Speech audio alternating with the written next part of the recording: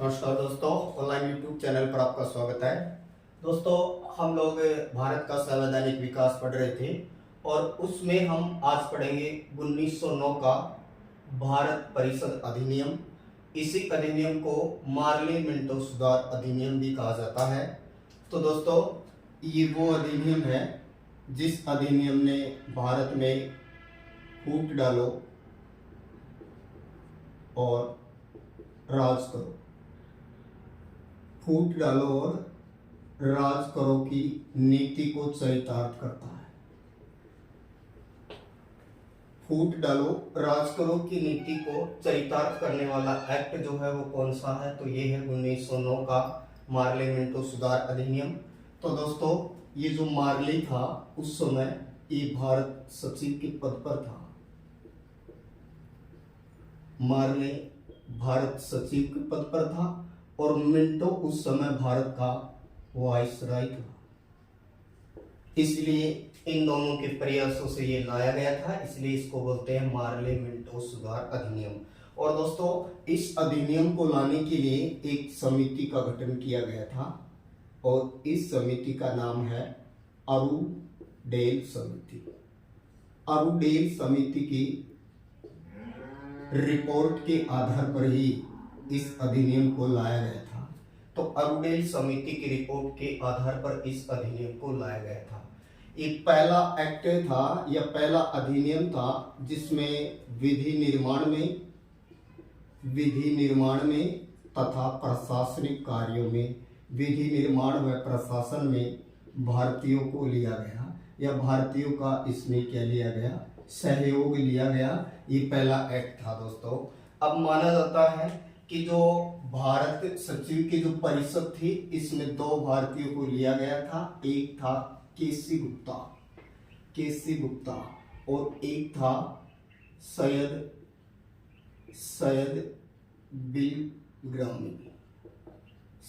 हुसैन बिलग्रामी और एक हो गया केसी गुप्ता और सैयद हुसैन बिलग्रामी। इन दो भारतीयों को भारत सचिव की परिषद में रखा गया था, परिषद में। और जो वायसराय की जो परिषद थी इसमें पहला भारतीय था सत्येंद्र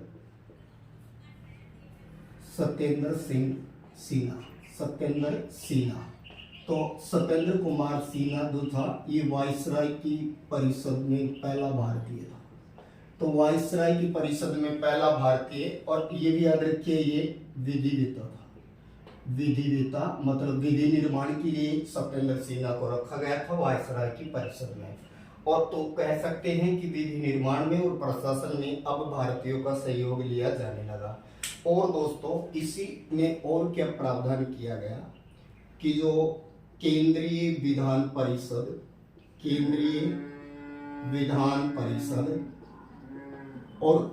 विधान परिषद में जो सदस्य थे इनकी संख्या 16 से बढ़ा करके और 60 कर दी गई। केंद्रीय विधान परिषद में इसके आकार में वृद्धि की गई, 16 से बढ़ाकर 60 कर दिया गया। लेकिन यहाँ पर सरकारी सदस्यों का बहुमत बना रहा। सरकारी सदस्यों का यहाँ बहुमत बना रहेगा, ये प्रावधान किया गया। इसके अलावा जो प्रांतीय विधान परिषद होती थी, प्रांतीय विधान परिषद, इसमें सदस्य अलग अलग थे सबकी। और यहाँ पर गैर सरकारी सदस्यों का बहुमत बना रहा। यानी गैर सरकारी सदस्यों का बहुमत बना रहेगा। ये प्रांतीय विधान परिषद में व्यवस्था थी। केंद्रीय विधान परिषद में सरकारी सदस्यों का ये बहुमत बना रहेगा।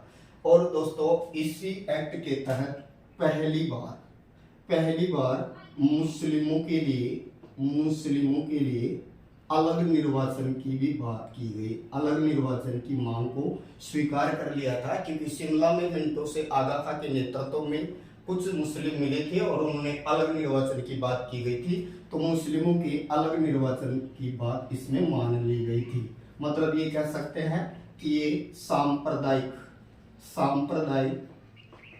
निर्वाचन के लिए जाना जाता है।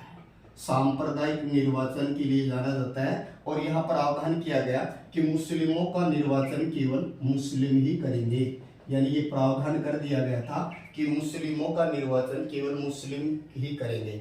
दोस्तों यहाँ पर के एम मुंशी का एक कथन आता है, के एम मुंशी कन्हैयालाल माणिक्यलाल मुंशी, इन्होंने कहा था कि इस अधिनियम ने भारत के उभरते हुए लोकतंत्र को मार डाला, उभरते हुए लोकतंत्र को मार डाला, या भारत के उभरते हुए लोकतंत्र की क्या कर दी, हत्या कर दी। और दोस्तों स्वयं मार्ले ने, जो भारत सचिव था, इसने मिंटो को पत्र लिखा था और इसमें इस एक्ट के बारे में कहा था कि हमने सांप्रदायिकता का नागदंत बो दिया है, अर्थात सांप्रदायिकता का हमने ऐसा विष बोया है जिसकी फसल जो होगी ये भविष्य में बहुत कड़वी होगी।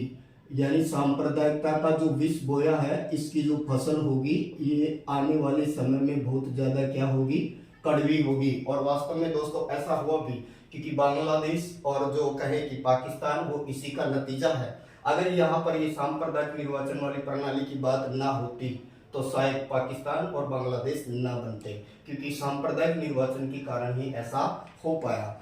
इसके अलावा दोस्तों ये जो अधिनियम है, इस अधिनियम के अंतर्गत है, ये भारतीयों का सहयोग लिया गया था और इसमें किया क्या था, ये कांग्रेस के जो उदारवादी थे, उदारवादी जो कांग्रेसी थे, उदारवादी, इनको खुश करने की एक प्रक्रिया थी। यानी उदारवादी जो थे उनको खुश करने की एक प्रक्रिया थी।